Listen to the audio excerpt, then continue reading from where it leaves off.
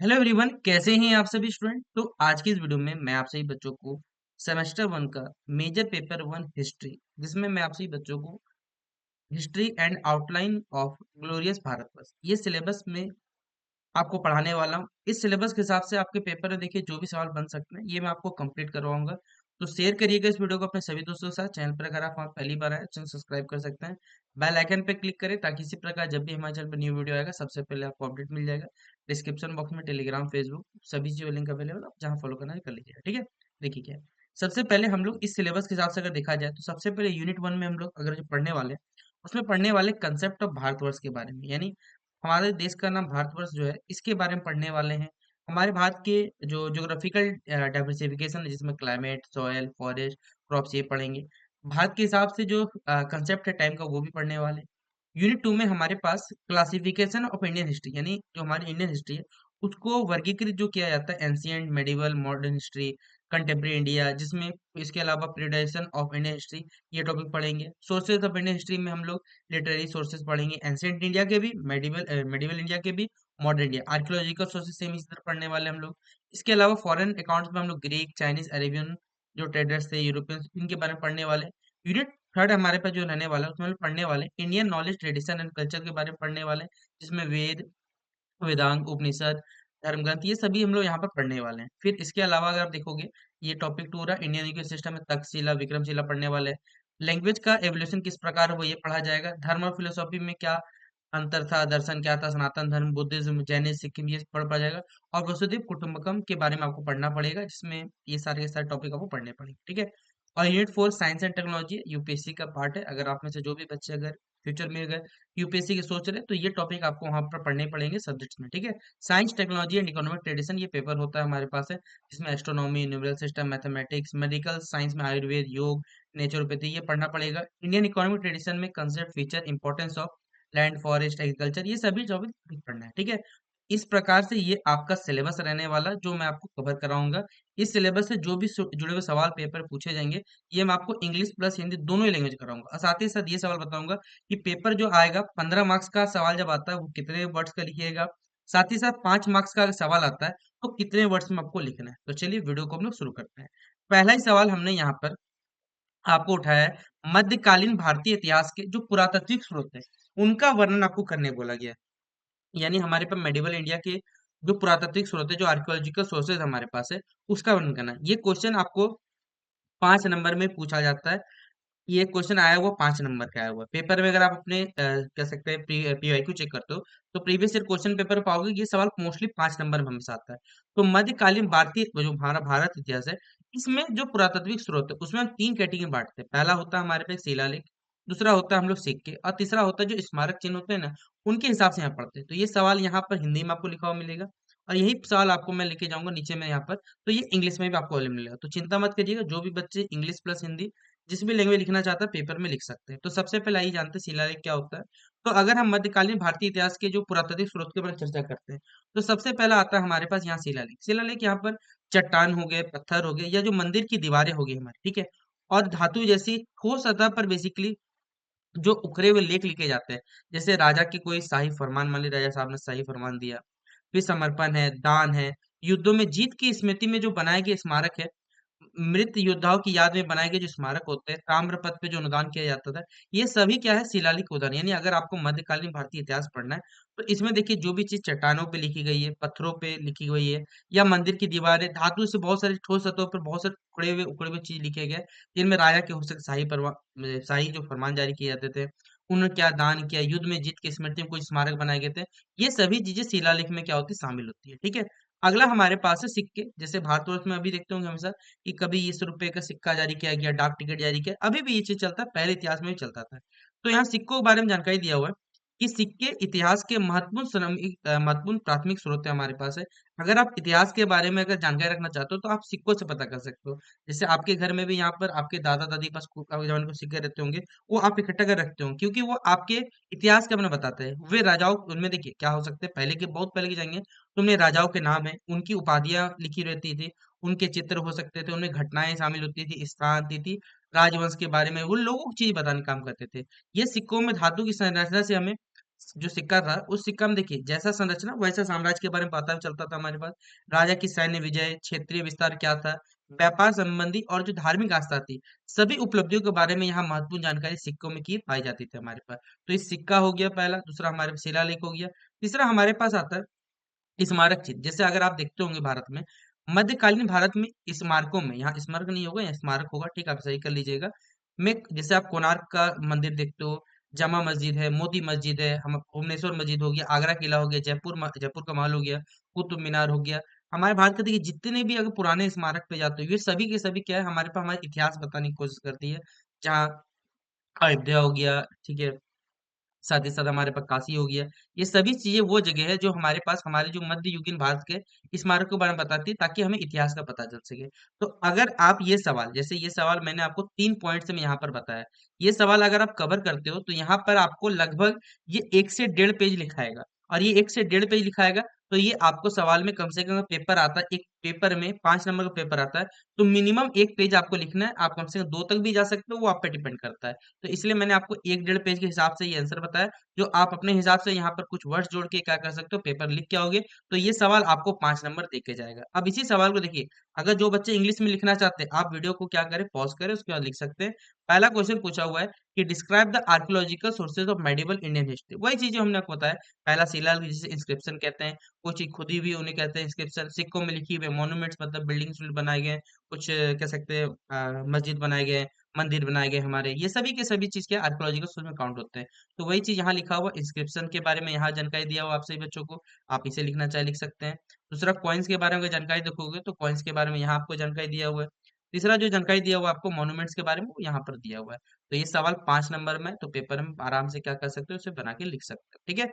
अब अगला सवाल था, अभी हमने क्या पढ़ा, ये जो हमारे पास हमने जो क्वेश्चन कवर किया था, वो हमारे पास मेडिवल हिस्ट्री के बारे में कवर किया था, यानी जो मध्यकालीन भारत था उसके बारे में हमने आपको यहाँ पर बताया कि अगर आपको मध्यकालीन भारतीय इतिहास के बारे में जानना है, इसके पुरातात्विक स्रोत है। लेकिन अगर यही सवाल पेपर में आपको एक सवाल पूछा जाता है, आपको आधुनिक अगर हमारा भारतीय इतिहास जानना है, तो आपको चर्चा करने बोला गया। अब हम इसे कैसे पढ़ेंगे, पहले अगर हम अपने मॉडर्न हिस्ट्री के बारे में बात करते हैं, तो यहाँ पर जो चित्र देखे जाते हैं, यानी चित्र यानी पेंटिंग्स के बारे में पढ़ना पड़ेगा हमें।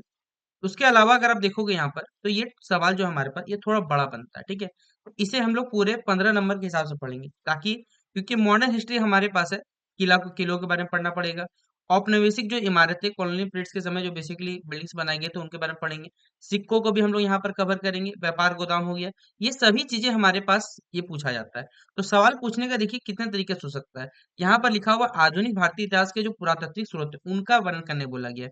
तो पेपर में अगर 5 नंबर का है तो कैसे लिखना है ये मैंने बताया।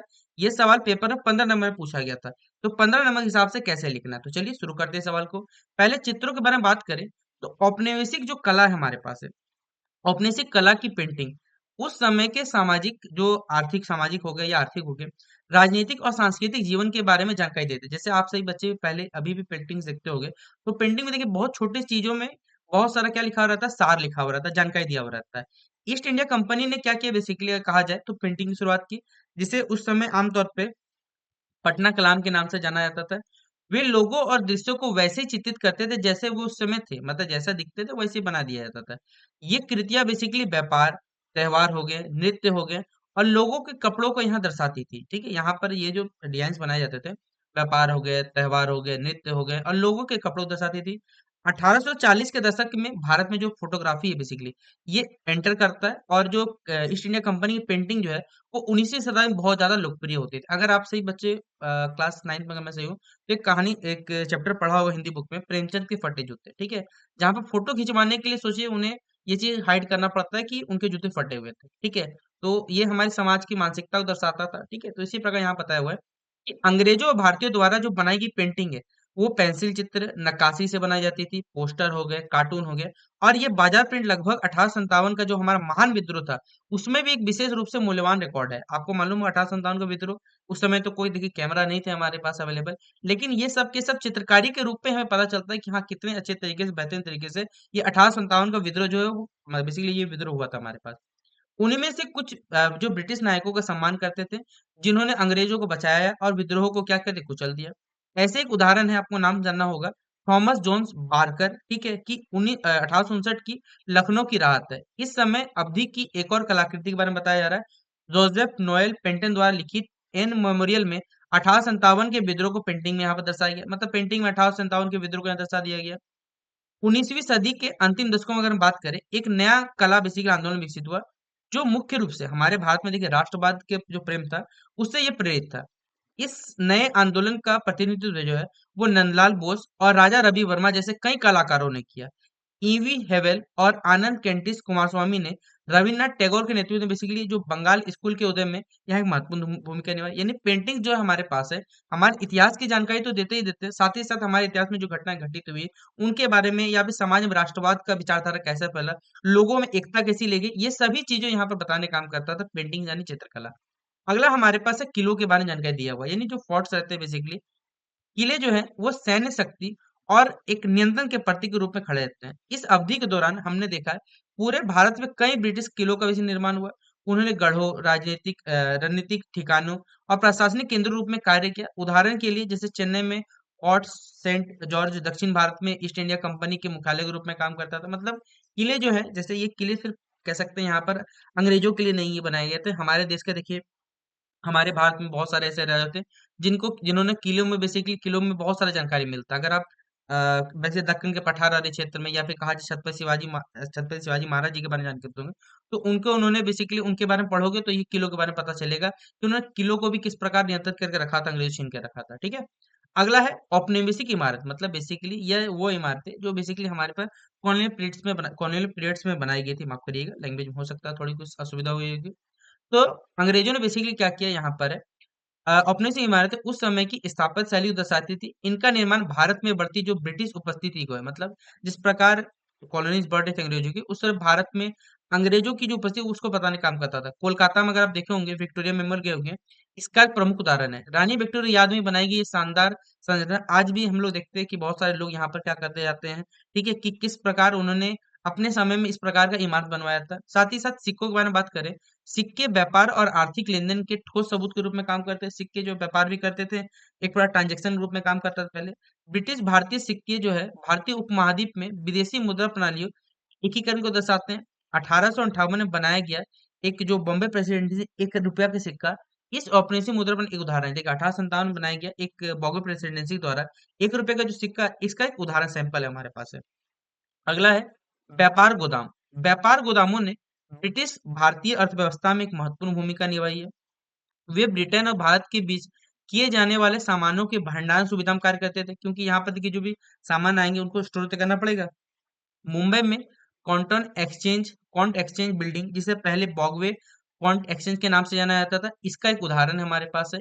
औपनिवेशिक काल के दौरान ये कपास व्यापार की, मतलब जब औपनिवेशिक काल चला था तो बेसिकली कॉटन के स्टोरेज में काम आता था। आधुनिक भारतीय इतिहास में अगर हम बात करें, ये हमारे पास ये भौतिक स्रोत ब्रिटिश भारत के विभिन्न पहलुओं पर जानकारी देते हैं। वे औपनिवेशिक काल के सैन्य, स्थापत्य, आर्थिक और सांस्कृतिक जो भी आयाम हैं, उनको प्रकट करते हैं।